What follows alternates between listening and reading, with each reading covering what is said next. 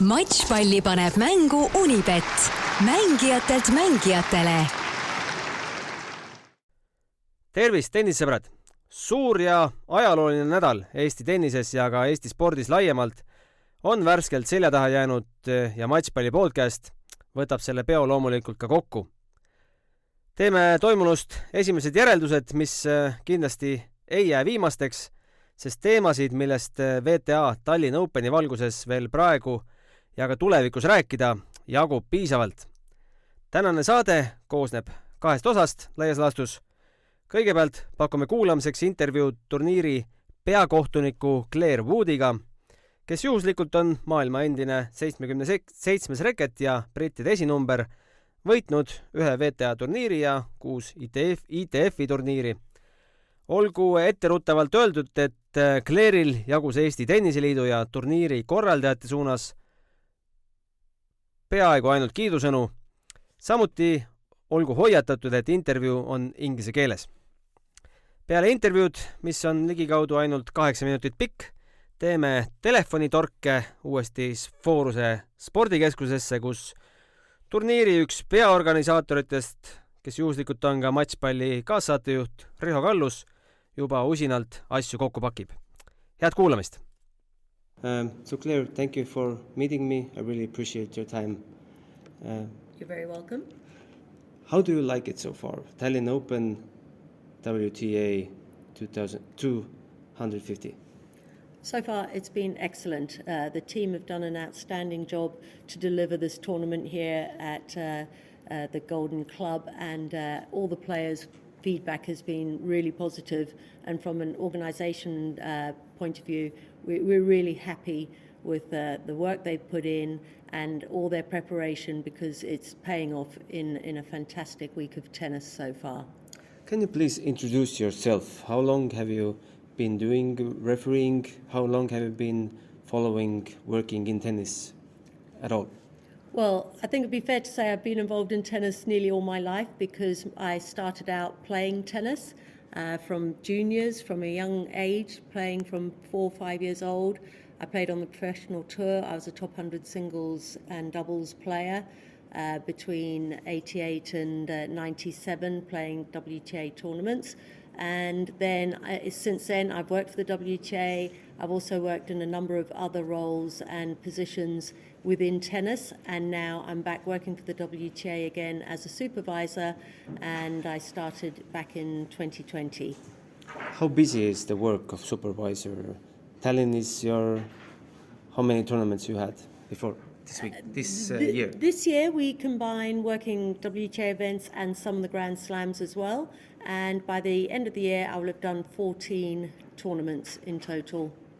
It's a lot of traveling. It is a lot of travelling, but you know that's what the job involves. So I'm happy with the travelling. I love going to new countries. I love meeting all the people that work at the tournaments. It's so rewarding to see a tournament progress when you arrive from the qualifying through to quarterfinals and finals weekend, and seeing everybody sort of enjoying the success that the tournament brings to the city or wherever it may be. And it's a great job to be a part of. Is it your first time being in Estonia, in Tallinn? No, it's my 3rd time. So I've worked here before, but for Billie Jean King Cup. And the last time I was here was in 2017, when they had the Europe-Africa qualifying zones at the other indoor tennis centre. So I have been before, and all 3 times now I've really enjoyed the city and the people I've worked with. Everyone's friendly and helpful, and it is stunning. The old town is beautiful, so it's a really, really enjoyable place to come and work. How do you compare Fed Cup and WTA event overall? How comparable they are in organization and in Tallinn? Well, they're very different, because obviously the Billie Jean King Cup, as it's now called, is a team event. So there's a very different atmosphere amongst the players. All the tour events, WTA, are individuals competing. So I think you see a different side to the players when they're there on the bench supporting each other. And obviously Billie Jean King Cup is different format, so it's just matches against another country. So it's a shorter time that the event takes place, whereas we're here playing over a 10-day period. But I mean, both have their sort of merits, and it's good to have some differences in the calendar during the year. And in fact, at the end of this year, in November, I'll be refereeing the Billie Jean King Cup finals in Glasgow, which will be a very special event to do. How many first-time WTA events have you supervised before? This year, this is my third. And last year, I did probably about 3 or 4 as well. There are definitely more and more events coming on the calendar. So I am quite familiar with the first-time events. But this one, I almost feel like it could have been on the calendar for the last 10 years. It's been so well organized. They've done a great job. Is it usually stressful to be supervisor of the first-time WTA event? It can be, but you do a lot of the preparation before you arrive on site, making sure that the tournament are aware of all the standards and requirements around the court branding, around the spaces that are needed within the facility for the physio, all the officers for the officials and all of that. So if you've done good preparation, normally by the time you get on site, you usually find that it's good to go and ready for the tournament to take place. But in a first-time event, you never know. There's always going to be some issues. It could be with the IT or cabling or lights or anything can happen. And things like that can happen at tournaments that have been on the calendar for many years. So it's all, every week is different, and every week you've just got to manage the situations as they arise. Do you usually have time to enjoy matches, watch matches? Not a lot of time at the beginning of the week. We do a lot of admin. Doing the schedule can take a lot of time, interacting with the players. But towards the end of the week, like today and tomorrow, I'll definitely make sure I get some time to come and enjoy the atmosphere, because from my office I can hear the claps and the cheers. So I often know if an Estonian player is doing well just by the volume of the crowd, and when they're clapping and cheering, I think, I think the Annette or Kaya must be winning. So I will make sure I get to watch a bit more tennis this weekend, because I think it's going to be an amazing weekend of tennis. We are talking on Saturday morning. It's going to be on air on Monday.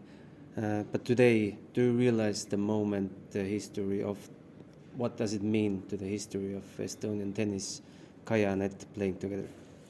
Yeah, I mean, it's special. It's amazing to have both of your top players through to the semi-finals. Obviously, it's fantastic for the tournament to have guaranteed an Estonian in the final tomorrow. And I mean, Annette and Kaya have done so much for tennis in Estonia and the Baltic region, and they're amazing professionals. And to see them playing each other today will be great for the crowd and everybody that's watching. But I think those two are really good role models for the sport and for the game. The way they are on the court and their style of tennis, it's entertaining, and it's great for the tournament and for the country to see them battle it out this evening. What Estonian Tennis Association must do that this tournament will not be one-time event? It's going to be a tradition. Well, I think they've done everything they can. They've really delivered an amazing event. The presentation on the courts with the scoreboards and the LED lights and everything else that they've provided here for the facilities for the players and staff has been first class, and I see no reason why they shouldn't continue with this, and this should be a regular stop on the tour calendar. I really hope that they are able to fulfill that. What is your next destination after Tallinn? It's in France. It's a 125, so it's a slightly lower level tournament than this. This is a 250. Obviously above a 250 is 500, then you've got the thousands. But I go to Rouen in France, and then obviously that is the end of my WTA commitments, and then I have the Billie Jean King Cup in November, Billie Jean King Cup finals to referee, and then my year is finished. Thank you very much. I wish you all the best in this tournament and future as well. Thank you very much. It's been a pleasure. Thank you. Suuremate ja väiksemate võistluste matšpalle vaata Unibet TV's, kus sind ootab aastas ligimale 100 000 tasuta otseülekannet. Unibet, mängijatelt mängijatele. Selline oli siis minu intervjuu Claire Woodiga, mille, nagu aru saite, salvestasime laupäeva hommikul enne Kaia Kanepi ja Anett Kontaveidi omavahelist poolfinaali. Aga proovime, kas Riho Kallus meil ka veel toru tõstab või on juba suures korraldamises kustunud. Vaatame. Ja nüüd on mul siis telefoni otsas mees, kes pärast eilselt vist ei olegi magama läinud, sest telefonitoru tõstis ta uuesti Fooruse spordikeskuses. On see, Riho, nii? Kuule jah, ikka hommikul vara sai siia juba kohale tuldud ja kogu logistika ja hirmus kolistamine käib siin, kõik tassivad siin seda kola laiali, mis siia kokku võetud on selle turniiriga seoses. Kas püsti panna on raskem või on maha võtta raskem? Oi, pole üldse küsimustki, loomulikult püsti panna on raskem, et püsti pannes on iga asi, oli ju siin esimest korda ja uus lahendus ja mõelda läbi, kuidas ja mida, et maha võtmine on juba nohu. Tahaksid sa midagi kokkuvõtvalt mingi avalduse teha oma tiimile, publikule, pealtvaatajatele, mängijatele? No kindlasti tahaks väga-väga tänada kõiki neid inimesi, kes siia koha peale tulid ja nad on kõik Eesti tennise ja ka VTA turniiri sponsorid omamoodi, sest iga inimene, kes siia pileti ostis ja toetas sellega seda ideed ja mõtet, et see turniir võiks Eestis olla ja see turniir võiks uuesti Eestisse tagasi tulla ja kindlasti on detaile, mida saab paremini teha järgmisel aastal ja korraldajatena me üritame kõiki asju silmas pidada ja sellega arvestada, aga no üldjoontes ikkagi mina jäin väga rahule ja kindlasti väga üllatav oli see, kui palju on Eestis ikkagi ülitoredaid ja tublisid inimesi, kes tulevad, on nad siis vabatahtlikult või on nad mõnes muus rollis, aga selle turniiriga seotud ja ütleme nii, et kõik need tööd ja tegemised ei ole siin sugugi nii seksikad, võib-olla mõni inimene peab kuskil garaažis valvama midagi ja vassima, aga no me oleme väga palju saanud kiita kõikide abistajate ja inimeste eest, kes selle turniiriga seotud on olnud, nii et eelkõige väga-väga suur tänu kõikidele nendele inimestele. Küsisin eile Anetilt pressikonverentsil, kas ta mäletab seda hetke, millal esimest korda tema juurde tuldi mõttega, et korraldame Eestis selle Tallinna Openi. Ta meenutas, et sa tulid tema juurde Tondi seal kohvikus ühel päeval, kui tal trenn oli läbi saanud. Rääkisid, et tahaks korraldada. Anett andis oma jah-sõna. Mäletad sa ka seda päeva ja millal see oli? Me ei jõudnud ühegi daatumini. Mäletan ikka jah seda päeva ja eks me olime juba tegelikult varasemalt ju Allariga neid mõtteid ju mõlgutanud nagu pikalt ja mingi hetk see unistus tundus väga ebareaalne, aga see ajastus tundus nagu ideaalne. See oli siinsamas Fooruse Revali kohviku nurgalauas, kus me tihtipeale istume ja siis olid seal Anett ja tema treener Dmitri Tursunov. Ma saingi kusjuures esimest korda Dmitri Tursunoviga üldse tuttavaks, et ma teda varasemalt ei tundnud. Ja ma läksin juurde, rääkisin nendega ja ütlesin, et selline mõte on ja see hetk tundub praegu väga sobiv, et mis me peame selle jaoks tegema ja kellega me peame selle jaoks rääkima, et seda oleks võimalik realiseerida. Ma arvan, et see oli kuskil kevadel. Ma nüüd ise täpselt ei mäleta, aga see võis kuskil kevadel. Jah, aprillikuus kuskil see oli ja see asi läks sealt poolt liikuma, et Anett ja Dmitri Tursunov lubas tegelikult rääkida siis Aneti mänedžeriga ja Octagoni agentuuriga, et millised oleks võimalused ja kas oleks võimalik seda turniiri ja mingit litsentsi kasutada, et Eestis seda turniiri korraldada ja sealt hakkas asjad liikuma. Mõni nädal hiljem olime me juba Allariga, istusime arvutis Teamsis ja rääkisime Octagoni presidendi ja Aneti mänedžeriga oli esimene nii-öelda koosolek ja me rääkisime oma soovid ja mõtted ära ja sealt see asi hakkas liikuma vaikselt. Kas oli sellist hetke ka, kus sa tundsid, et pagan, et me ei tee seda ära? Kas see hetke võis olla see Kaja Kallase blogipostitus näiteks? No tegelikult eks see hetk oli ju keeruline, meil esialgu anti ju väga-väga vähe aega ja oli jutt ju 3-aastasest lepingust ja need summad on väga suured, et tihtipeale loomulikult esialgu kõik see taandub ju rahale, et kas leiab nii kiiresti ja nii ruttu nii palju raha, et seal ei olnudki nagu mitte mingisugust muud varianti. ja ega me olime tegelikult loobunud ja loobumaas, aga peab ikkagi ütlema, et Tallinna linn sel hetkel, kui me loobunud oli ja tegelikult ka väga paljud tenniseliidu suured toetajad ja sponsorid olid kogu aeg selja taga ja olid valmis igal juhul toetama ja ütlesid, et nemad on taga, kui me saame ka linna toetuse ja siis oli linn nõus ühekordselt sellise toetuse tegema, et ikkagi see võimalus ära kasutada, see turniir Eestisse tuua ja tagantjärgi mõeldes kindlasti väga-väga positiivne, et see ikkagi nii läks, et ega see oli väga lähedane, et seda turniiri ei oleks toimunud. Kui sa peaksid eelmisest nädalast võtma ühe mälupildi välja, siis mis hetk, mis mäng, mis hetk see oleks? Neid mänge oli palju ja seda draamat oli ju kõvasti nii Aneti kui Aneti esimene matš Xiu Wangi vastu, kus peale esimest seti ma olin ikka väga-väga mures, et kas Anet suudab sellest mängust üldse välja tulla võitjana ja loomulikult need momendid ja üllatused, mis siin olid matšpallidel.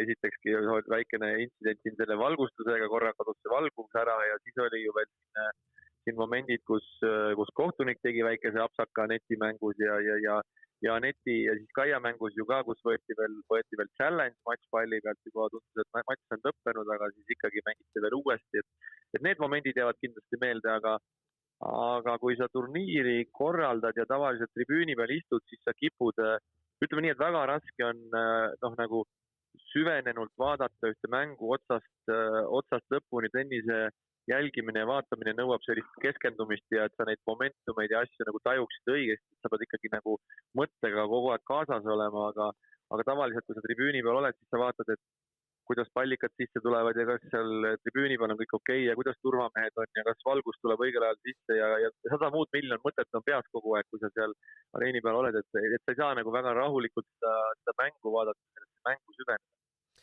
No see, et teoks sai ikkagi Kaia Aneti poolfinaal, me unistasime sellest alates loosimise päevast alates, aga arvasid sa, et see saab teoks?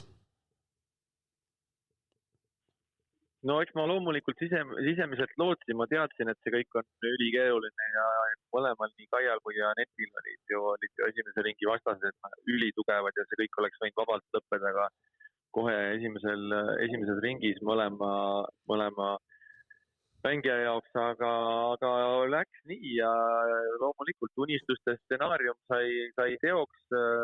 Võib-olla jah, et jääb midagi ka järgmiseks aastaks, et seda turniirivõitu ei tulnud.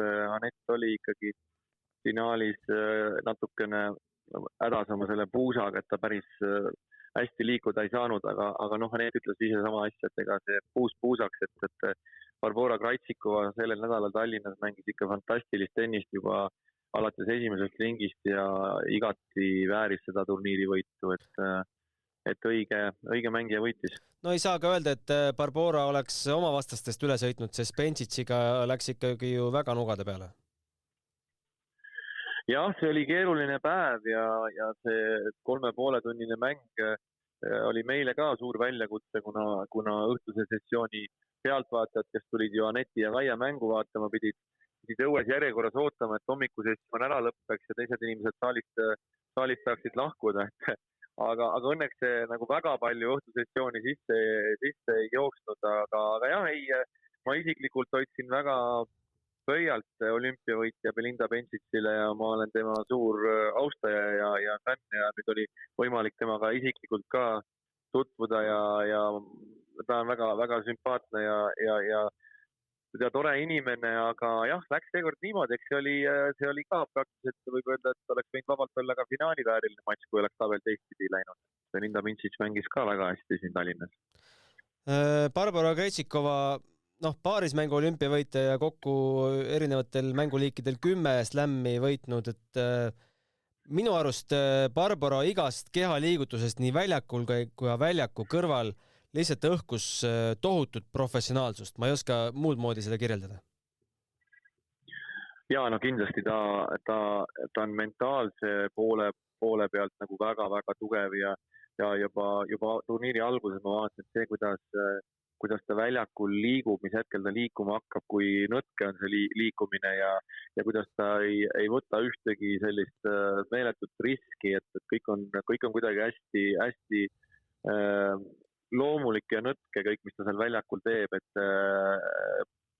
laivis vaadatuna jättis küll väga võimsa mulje, et tavaliselt tennisega on, et telepildist ei pruugi seda kõike niimoodi tajuda, kui saalis olles.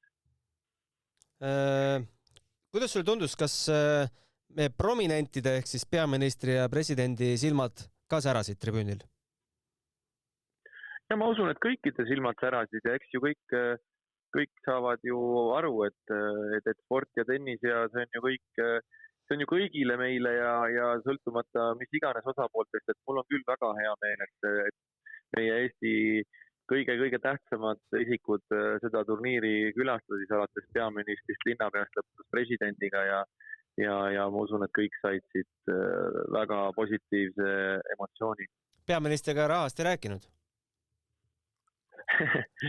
Ei rääkinud rahast, ma arvan, peaminister sai nautida head tennist ja see oli praegu kõige tähtsam. Kas midagi jääb kripeldama ka sellest nädalast? Kui sa mõtled, et pagan oleks selle teisiti teinud, oleks hoopis vingem? Noh jah, natukene oli ju siin juttu, võib-olla see on ka meediast läbi käinud ja turniirirektor Allar Hint rääkis, mis puudutas siin tribüüne ja võib-olla kõikidel pealtvaatajatel ei olnud hea jälgida sealt tagumistest otsast, aga võib-olla inimesed annavad selle meile andeks, kui arvestada kõike seda, milliste nüanssidega tuleb arvestada üldse, et noh, juba kas või see nõue, kui palju inimesi pidi saali mahtuma, et see 3000 inimese nõue tegi selle asja väga keeruliseks. Oli see 3000 või oli see 2500 see nõue? No tegelikult oli 3000, aga noh, ütleme nii, et me ikkagi päris selle numbrini jõudnud, et sellised nõuded on nagu VTA turniiridele, et ja siis noh, sa pead arvestama olemasoleva infra või olemasoleva maja, nii et infraga, et sul on laes teatud konstruktsioonid ja asjad, mis oleks pidanud eemaldama selleks, et oleks saanud tribüüni nurka paremaks. Sul on väga palju tehnikat siin majas, alates valgusest ja helist ja suurtest ekraanidest ja nii edasi, et kõikide nende asjadega on vaja arvestada selleks, et see areen valmis ehitada, aga ma usun, et me leiame kindlasti, kui me järgmine aasta saame uue võimaluse ja seda turniiri uuesti korraldada, siis me leiame kindlasti parema lahenduse. Üks asi, mis kogu nende kuude jooksul on natukene jäänud mulle arusaamatuks, et alguses ju räägiti Tondirabast, et kas see Tondiraba oleks teoreetiliselt olnud veel võimalik, kas see tulevasel aastal veel on laual või mitte? Eks see on selline teema, mis tahab väga põhjalikku läbirääkimist saada ka VTA-ga, sest küsimus ei ole ainult Tondirabas. Kindlasti ma usun, et ütleme Kaia ja Neti matš oleks meelitanud kohale ka palju rohkem publikut ja võib-olla oleks võinud see pileti hindal odavam, kui ala see matš oleks toimunud näiteks Saku Suurhallis või siis Tondiraba jäähallis. Aga küsimus ei ole ju selles ühes areenis ja ühe väljaku ülesehitus, et sul peab olema sellise turniiri jaoks, sul peab tegelikult olema 5 täpselt sarnase kattega tenniseväljakut ja see eeldab seda, et sul on kuskil need ülejäänud väljakud täpselt samasugused, et kui mõelda seal, ma ei tea, kas või lähedal oleva tennisekeskuse peale või mida iganes, siis sa põhimõtteliselt pead sinna tenniseväljaku peale ehitama veel teise tenniseväljaku, et need katted oleks täpselt sarnased, et see on päris suur rahanumber lõppkokkuvõttes, kui ikkagi 5 väljakut nii-öelda tuua ja ehitada. Et see on üks pool sellest ja lisaks loomulikult kõik turniiriga seotud muu infra ja logistika ja nii-öelda kõik mängijate jaoks vajalikud lounge'id, riietusruumid, massöörid, füsiod ja nii edasi, et hästi palju muud käib ka seal turniiri juures, et siis sa pead seda kuidagi dubleerima või siis kuidagi selle logistika niimoodi organiseerima, et seda suures saalis teha saab, aga kindlasti ma arvan, me arutame seda VTA-ga ja mõtleme selle peale, et millised need võimalused on ja kas see on võimalik, et kuidas seda oleks mõistlik lahendada. Aga ma ikkagi tahaks öelda, et Foorus tennisekeskus oli väga hea valik ja eelkõige on see kõige esimene prioriteet korraldajana on tagada kõik see, mis on mängijale oluline. Mängijal on oluline see, et ta saaks väga korraliku kattega tennisiväljakul mängida, et ta oleks piisavalt suur saal, et oleks piisavalt hea valgustus, et kõik need inimesed, kes seal väljaku peal viibivad, on professionaalsed, alates pukikohtunikest lõpetades pallipoistega.